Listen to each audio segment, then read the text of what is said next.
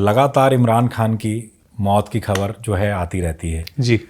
दोबारा जब इस बार अफवाह फैली तो पाकिस्तान के बड़े पत्रकार हैं वजाहत सैयद, उन्होंने पहले दावा किया कि इमरान खान की मौत हो गई है जेल में, फिर उसके बाद उन्होंने दोबारा कहा कि नहीं, मौत नहीं हुई है।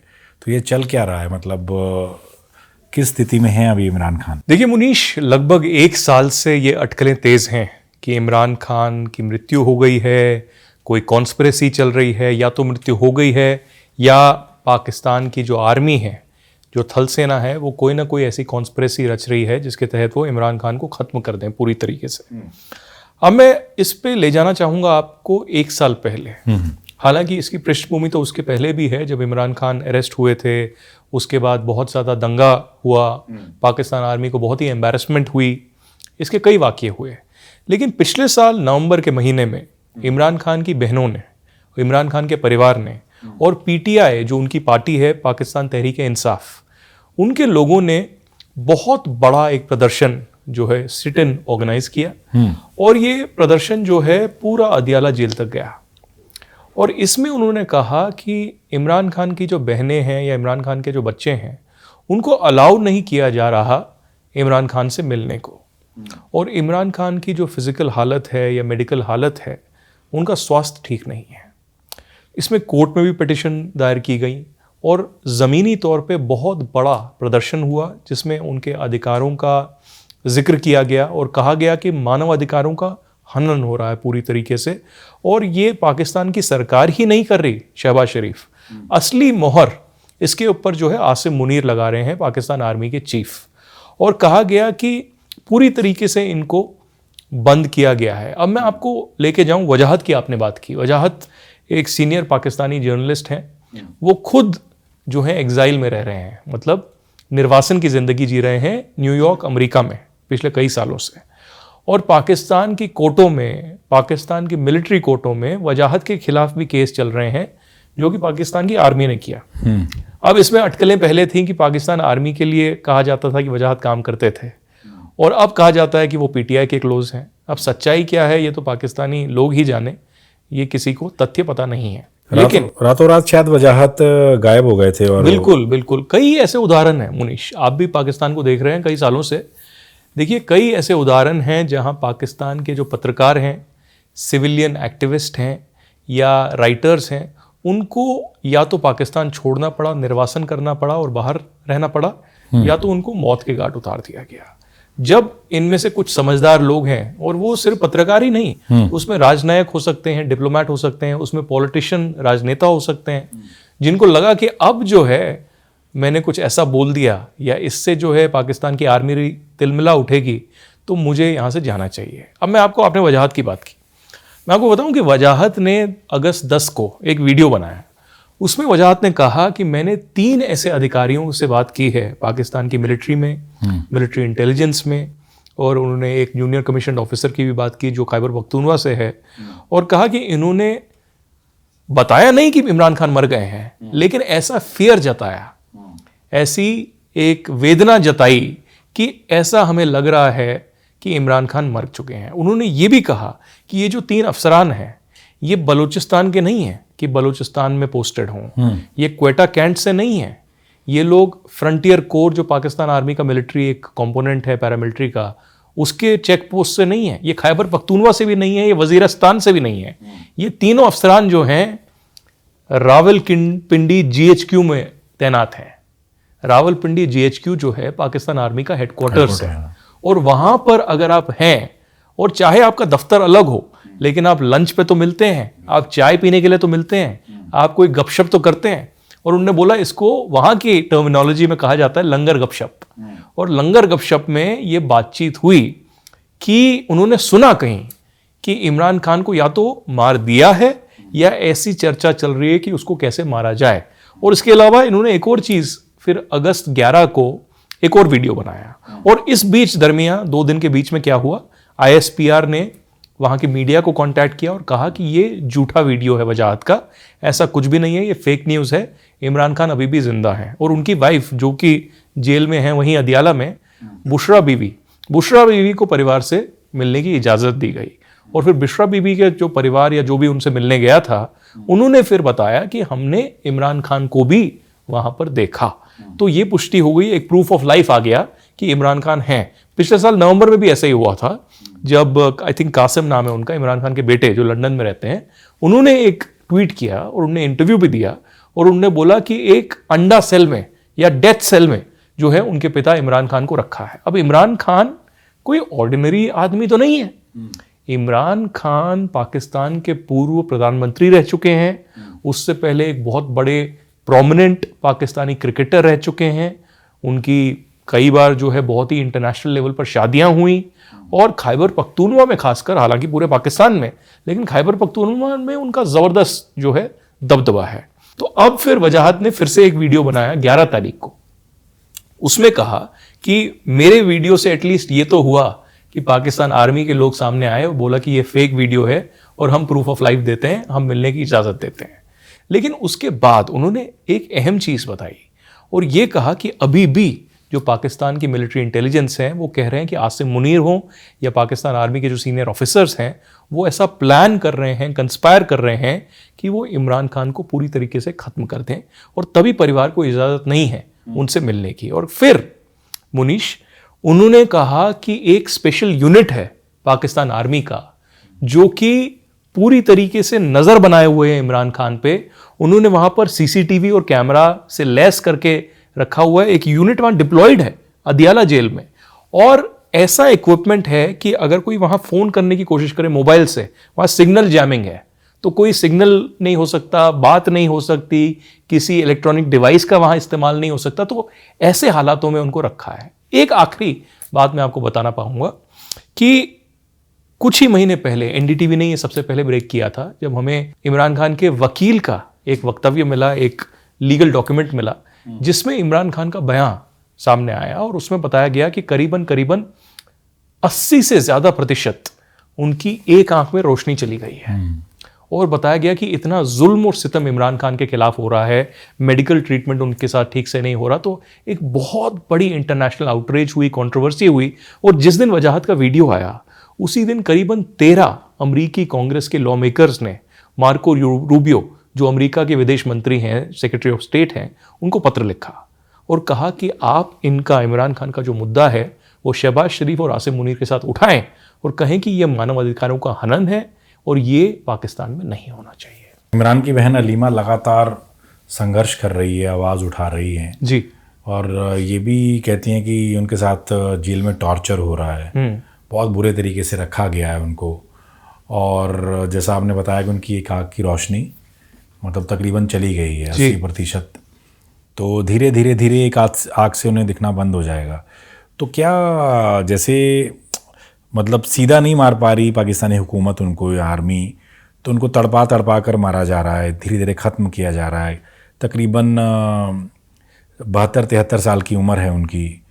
तो आपको क्या लगता है वो कितना मतलब कब तक झेल पाएंगे इमरान खान? और एक डर और सता रहा होगा पाकिस्तानी सेना को कि जो इनके सपोर्टर्स हैं लाखों, क्योंकि इस समय पाकिस्तान में सबसे पॉपुलर अगर कोई है तो वो इमरान खान है जी। उनके जो सपोर्टर्स हैं, क्या वो सड़कों पर उतर आएंगे अगर उनकी मौत की खबर की पुष्टि हो जाती है या वो ज़िंदा नहीं रहते? क्या ये डर भी है पाकिस्तानी सेना को, इसलिए उनको ज़िंदा रखा गया है? क्या सोचते हैं आप? देखिए मुनीश, मैं आपको सिंपल सी बात बताता हूँ। आज अगर पाकिस्तान में चुनाव हो जाए, कौन से चुनाव? चुनाव होता है, आम चुनाव। पाकिस्तान आर्मी जो चुनाव कराती है वो चुनाव नहीं, आम चुनाव जो सिविलियन गवर्नमेंट्स डेमोक्रेटिक कंट्रीज में करती है। पाकिस्तान को हम डेमोक्रेसी तो कंसिडर नहीं करते, रावलपिंडी सरकार चलाती है। तो अगर असलियत में जेन्युइन एक ट्रांसपेरेंट चुनाव पाकिस्तान में होता है तो इमरान खान को आज की डेट पे 70 से 80% वोट मिलेगा। इतना पॉपुलैरिटी है इमरान खान का। वो पाकिस्तान में तो है ही पॉपुलैरिटी, पाकिस्तान से बाहर उससे डबल है। तो जो डायस्पोरा है पाकिस्तानी, चाहे वो यूके में हो, यूएस में हो, यूरोप में हो या किसी दूसरे देश में हो, वो पूरी तरीके से डाई हार्ट अभी इमरान खान फैन बन गया है। और ये सबसे बड़ा सवाल जो है, एक प्रश्न चिन्ह और बहुत बड़ी मुसीबत आसिम मुनीर के लिए है, क्योंकि आसिम मुनीर और इमरान खान की खटास जो है पिछले कई सालों से चल रही है। और आपने बिल्कुल सही कहा, इमरान खान की जो बहन है अलीमा, उन्होंने एनडीटीवी से भी बातचीत की थी कुछ महीने पहले और पूरा जिक्र किया था कि कैसे, किन हालातों में और क्या बयां हो रहा है। और अभी हाल ही में भी उन्होंने एक इंटरव्यू दिया था जिसमें पाकिस्तान आर्मी की बहुत ज़बरदस्त उन्होंने खींचतान की थी। तो सच्चाई तो ये है कि जिस तरीके से इमरान खान को रखा गया है, एक पेटी क्रिमिनल को भी वैसे नहीं रखा जाता।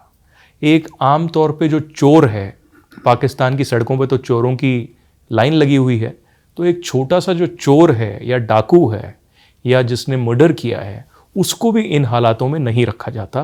कहा जा रहा है कि इमरान खान को एक सॉलिटरी कन्फाइनमेंट में रखा गया है। इसका मतलब इमरान खान के इर्द गिर्द कोई नहीं है, उनको कोई स्पेशल सुविधाएं वहाँ पर नहीं दी जा रही हैं। बेसिक सुविधा है कि अगर उनको मेडिकल ट्रीटमेंट चाहिए तो उनको मेडिकल ट्रीटमेंट मिलना चाहिए, तो वो नहीं मिल रहा ठीक से। जो खुद के उनके फिजिशियन हैं या उनके डॉक्टर्स हैं, उनको एक्सेस नहीं मिल रहा, वो इमरान खान से मिल नहीं पा रहे। ऑन अ रेगुलर बेसिस जो उनकी फैमिली हैं, सिस्टर्स हैं या बाकी लोग हैं, उनको मिलने नहीं दिया जा रहा। तो हालत जो है बद से बदतर हो रही है। और मुझे ऐसा लगता है कि आगे ऐसी सिचुएशन है कि आसिम मुनीर को लग रहा है कि कहीं ये आदमी बाहर आ गया तो एक जो पब्लिक मूवमेंट हमने नेपाल में देखी या बांग्लादेश में देखी या श्रीलंका में देखी, कुछ हद तक हमने अफगानिस्तान में भी देखी, उस तरीके का एक वायलेंट रिबेलियन पाकिस्तान में भी छिड़ सकता है। एक यूथ जेंजी मूवमेंट जो आसिम मुनीर के खिलाफ हो और उनकी तख्तापलटी करते हैं। आसिम मुनीर और इमरान खान के रिश्ते किस दौर से ख़राब होना शुरू हुए? और एक एपिसोड में आपने आसिम मुनीर को सबसे बेरहम कातिल कहा था। जी, सीक्रेट फाइल्स का पॉडकास्ट है, हम दर्शकों के लिए डिस्क्रिप्शन में छोड़ देंगे, आप देख सकते हैं उस एपिसोड को। सबसे बेरहम कातिल, किस तरीके से वो अपनी जो दुश्मनी है वो इमरान खान से निकाल रहे हैं इस वक्त? देखिए, पहले तो स्पष्ट रूप से ये आपको समझना पड़ेगा मुनीश कि पाकिस्तान में अगर कोई सरकार आती है वो एक ही नियम से आती है। वो नियम ये है कि पाकिस्तान आर्मी की मोहर होनी चाहिए। वो लीडर जो प्रधानमंत्री बनता है उसको पाकिस्तान आर्मी की बैकिंग होनी चाहिए। असली सरकार जो है वो इस्लामाबाद से नहीं, रावलपिंडी से चलती है। ये आज का सच्चाई नहीं है, ये सच्चाई दशकों की है। आप 1958 में देख लीजिए, आप 1977 में देख लीजिए, आप 98-99 में देख लीजिए कि क्या हुआ।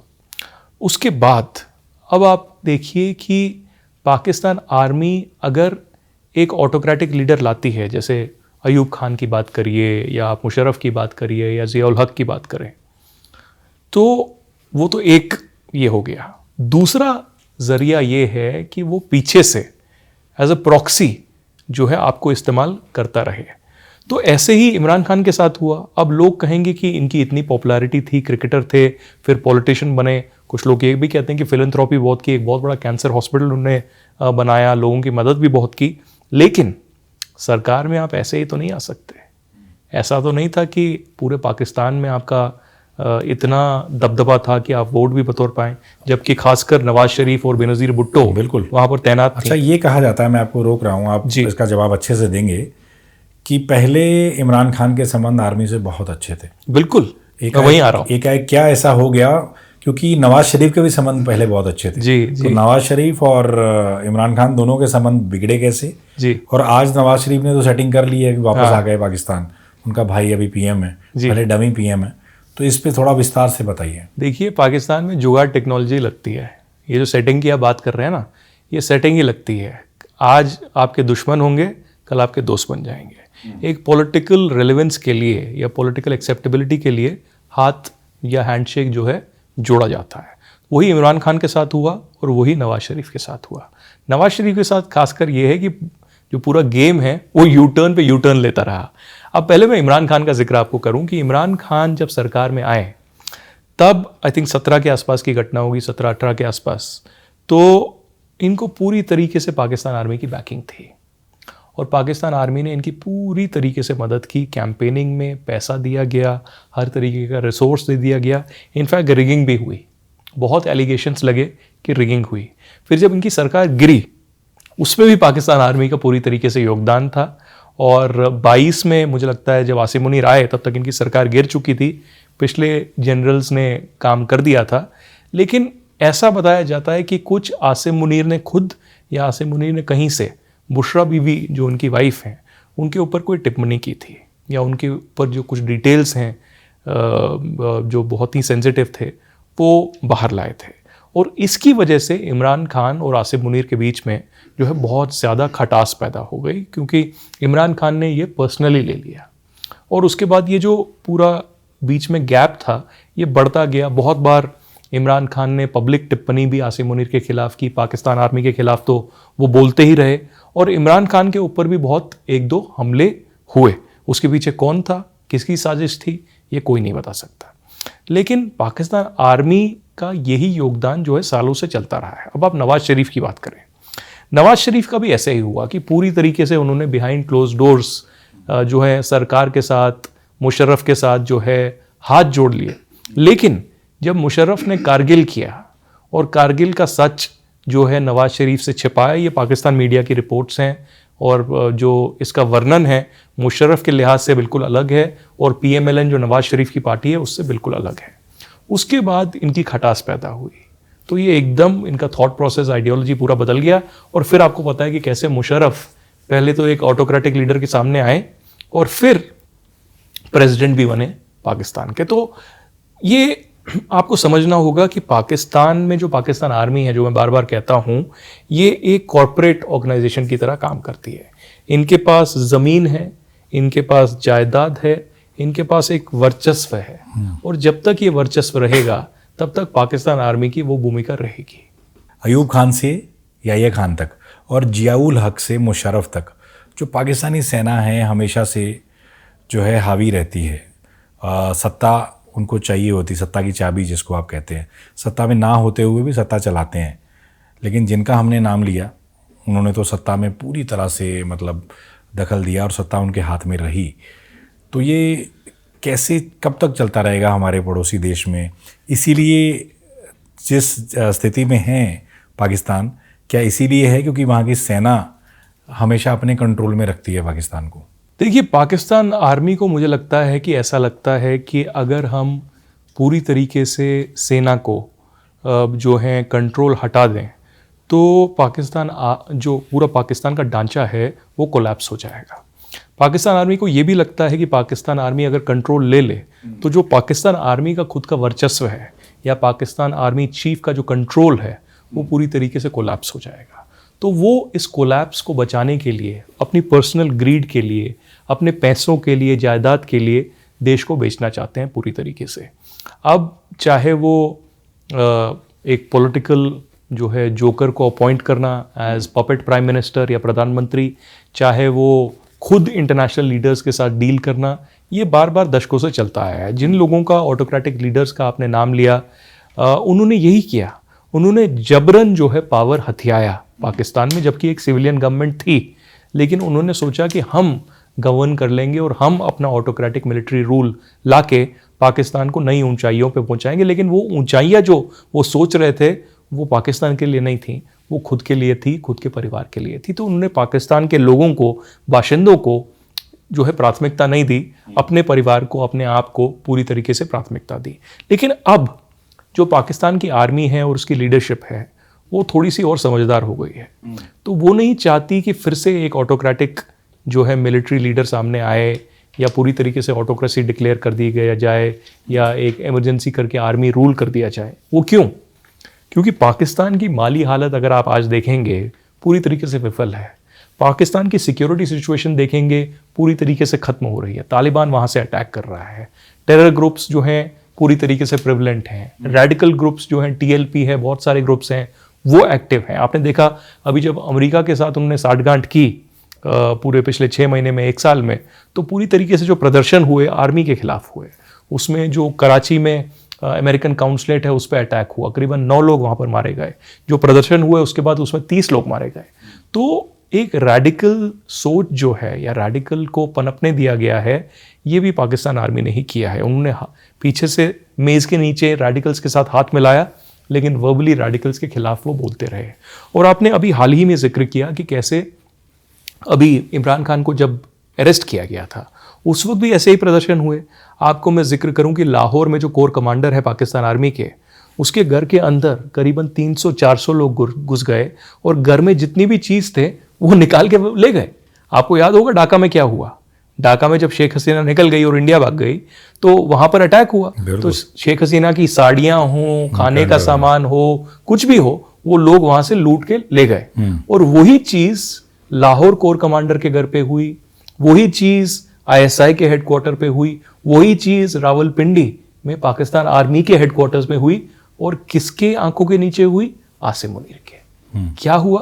पूरी तरीके से स्टेट जो है विफल रहा, क्योंकि PTI के जो एक्टिविस्ट हैं हजारों की तादाद में वहां पर आए, आक्रमण बोला और कोई गोलियां नहीं चलाई, कोई कुछ नहीं, बस हजारों की तादाद में लोग आए, आप क्या करोगे? उन्होंने जबरन वहां पर कंट्रोल ले लिया। और इससे बड़ी एम्बैरेसमेंट मुझे नहीं लगता कि 71 के बाद पाकिस्तान आर्मी को हुई है, जब पाकिस्तान आर्मी के 93,000 सोल्जर्स को घुटने टेकने पड़े थे इंडियन आर्मी के सामने।